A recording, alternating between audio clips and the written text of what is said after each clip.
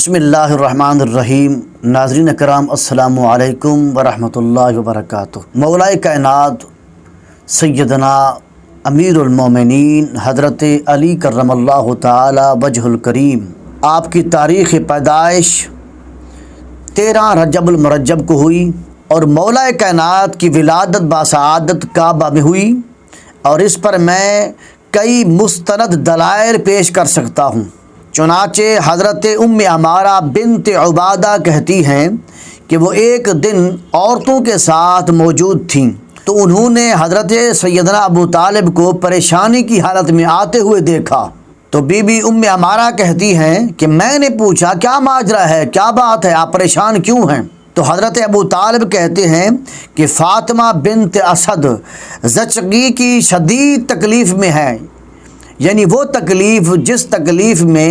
بچہ پیدا ہوتا ہے۔ اس کے بعد حضرت ابو طالب نے اپنے دونوں ہاتھوں کو اپنے چہرے پر رکھ دیا۔ حضرت بی بی ام عمارہ کہتی ہیں کہ اسی اثناء میں اسی لمحے رسول اللہ صلی اللہ علیہ وسلم تشریف لائے، اور اس وقت تک آقا علیہ السلام نے اعلان نبوت نہیں فرمایا تھا۔ تو حضور نبی اکرم صلی اللہ علیہ وسلم نے حضرت ابو طالب سے پوچھا، اے چچا جان کیا بات ہے، آپ پریشان کیوں ہیں؟ تو حضرت ابو طالب نے کہا کہ فاطمہ بنت اسد زچگی کی تکلیف میں مبتلا ہیں، یعنی وہ تکلیف جس میں بچہ پیدا ہوتا ہے۔ تو حضور نبی اکرم صلی اللہ علیہ وسلم نے جناب ابو طالب کا ہاتھ تھاما اور سیدہ فاطمہ بنت اسد کو لے کر کعبہ مشرفہ کی جانب آئے، اور سید فاطمہ بنت اسد کو کعبہ مشرفہ کے اندر بٹھا دیا، اور حضور نبی اکرم صلی اللہ علیہ وسلم شاہ فرمایا اللہ کا نام لے کر یہیں بیٹھ جائیں۔ تو اسی اثناء میں سید فاطمہ بنت اسد کو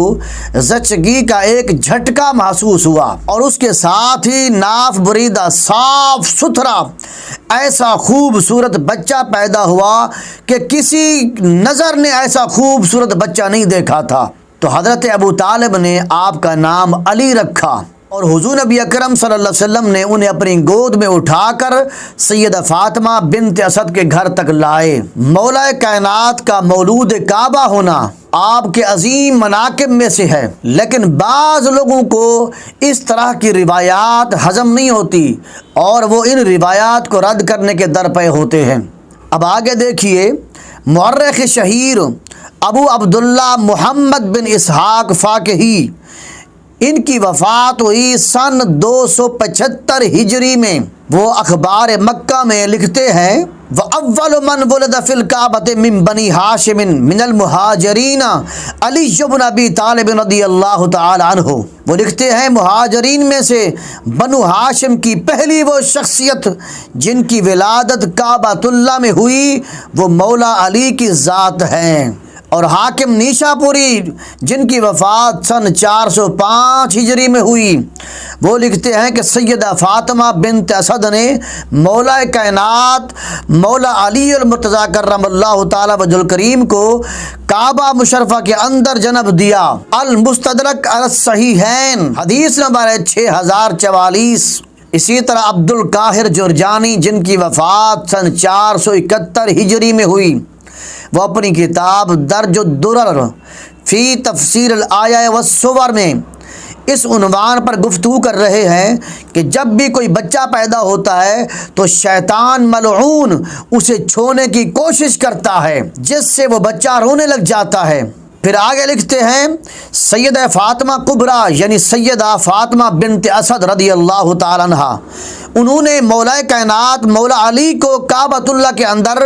جنم دیا، اور وہاں شیطان کو جانے کی اجازت نہیں ہے۔ تو وہ آگے لکھتے ہیں کہ یہ خصوصیت مولا کائنات حضرت علی کرم اللہ تعالی وجہ الکریم کو بھی حاصل ہے کہ شیطان نے بھی آپ کو نہیں چھوا تھا۔ اسی طرح مورخ شہیر ابو الحسن ہروی جن کی وفات سن 611 میں ہوئی، وہ لکھتے ہیں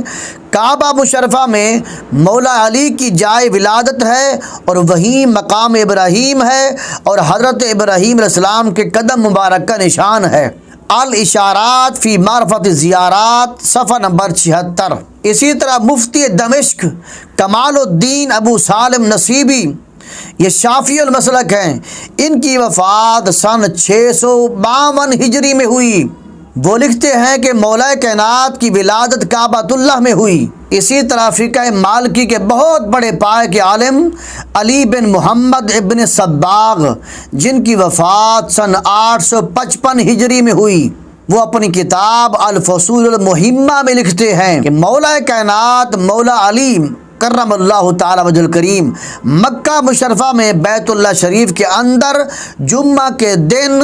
13 رجب مرجب کو پیدا ہوئے۔ اسی طرح علامہ عبد الرحمن جامی، جن کی وفات سن 898 میں ہوئی، وہ لکھتے ہیں کہ مولا کائنات کی ولادت مکہ مشرفہ میں ہوئی، اور بعض نے کہا کہ آپ کی ولادت کعبہ مشرفہ کے اندر ہوئی۔ شواہد النبوہ صفحہ نمبر 212۔ اسی طرح علامہ ملا علی قاری حنفی، جن کی وفات سن 1014 ہجری میں ہوئی، وہ لکھتے ہیں کہ مستدرک للحاکم میں ہے کہ مولا کائنات کی ولادت بھی کعبہ مشرفہ کے اندر ہوئی۔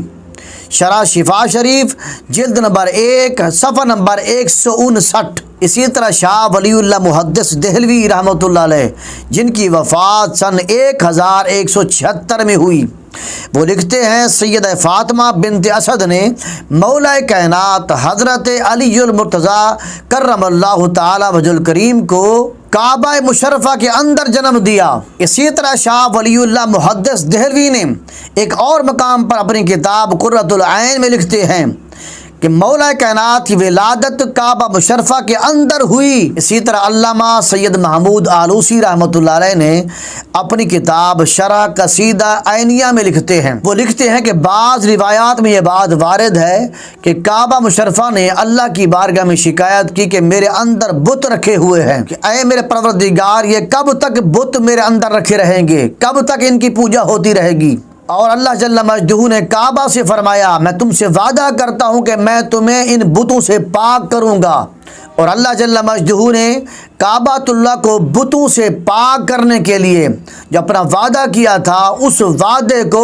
حضرت علی رضی اللہ تعالیٰ عنہ کے ذریعے سے پورا کر دیا، کیونکہ حضرت علی کرم اللہ تعالیٰ وجہ الکریم کی والدہ ماجدہ کو جب درد ذہ شروع ہوا تو اسی کعبے نے ہی آپ کو پناہ دی تھی، اور حضرت علی کرم اللہ تعالیٰ وجہ الکریم کی پیدائش کعبۃ اللہ کے اندر ہوئی تھی۔ تو اس احسان کو پورا کرنے کے لیے رسول اللہ صلی اللہ علیہ وسلم نے حضرت علی سے فرمایا تھا کہ ان بتوں کو توڑو، تو حضرت علی رضی اللہ تعالیٰ عنہ نے ان بتوں کو توڑ کر کعبۃ اللہ کا بھی احسان چکا دیا۔ تو ہمارا تو ایمان ہے حضرت علی کرم اللہ تعالیٰ وجہ الکریم کی ذات رسول اللہ صلی اللہ علیہ وسلم کے صحابی بھی ہیں، حضور کے اہل بیت میں سے بھی ہیں، اور حضور کے داماد بھی ہیں، اور ہمارا ایمان ہے کہ حضور کے صحابہ اور حضور کے اہل بیت سے محبت کا نام ہی ایمان ہے، اور ہمارا ایمان ہے کہ حضور نبی اکرم صلی اللہ علیہ وسلم کے صحابہ ہوں، حضور کے اہل بیت اطہار ہوں، ہم دونوں ہستیوں سے محبت کرتے ہیں،